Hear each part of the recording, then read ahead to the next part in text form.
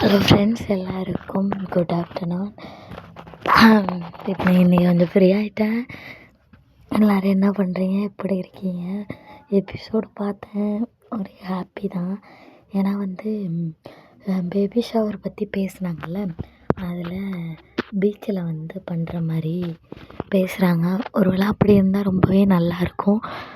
ஏன்னா கொஞ்சம் டிஃப்ரெண்ட்டாக இருக்குது. ஏன்னா எந்த சீரியல்லையுமே அதேமாரி பண்ணியிருக்கவே மாட்டாங்க.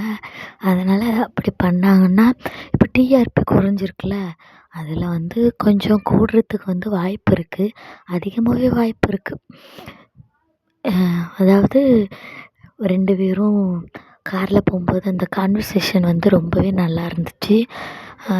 கார் அவங்களுக்கு எப்போவுமே இந்த கார் எனக்கு ஒரு ஃபேவரட் தான். ஏன்னா எல்லா சீன்லேயுமே கார் சீன் இல்லாமல் இருக்காது. அந்த கார் சீன் க்யூட்டாக தான் இருக்குமே தவிர, நம்ம வெறுக்கிற மாதிரி சீன் வைக்க மாட்டாங்க கார் சீனில்.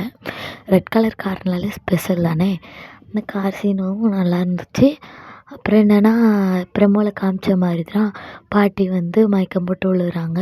பாலில் கொஞ்சம் சீனியை அதிகமாக போட்டு சிந்து கொடுத்ததுனால டாக்டரும் வீட்டிலே ஒரு டாக்டரை வச்சுட்டு நீங்கள் என்னையை கூப்பிட்ருக்கீங்க அப்படிங்கும்போது தான் எல்லாருக்குமே, வீட்டிலலாம் எல்லாருக்குமே தெரியுது அவங்களும் மெடிக்கலுக்கு படிச்சிருக்காங்க அப்படின்னு.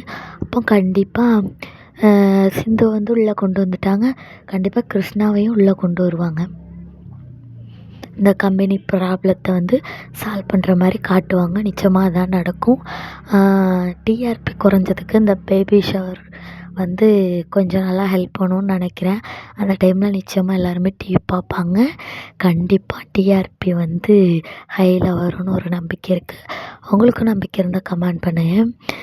அதேமாரி தம்பி, என்னோடய பையன் இருக்கானா, அவன் பிறந்தநாள் சூப்பராகவே நடந்துச்சு. ஒரு வீடியோவை, குட்டி வீடியோவை நான் அப்லோட் பண்ணுறேன், நீங்களும் பாருங்கள். ஓகே ஃப்ரெண்ட்ஸ், இதேமாரி அப்டேட்ஸ்க்கு நம்ம சேனலை சப்ஸ்கிரைப் பண்ணி வச்சுக்கோங்க. பை.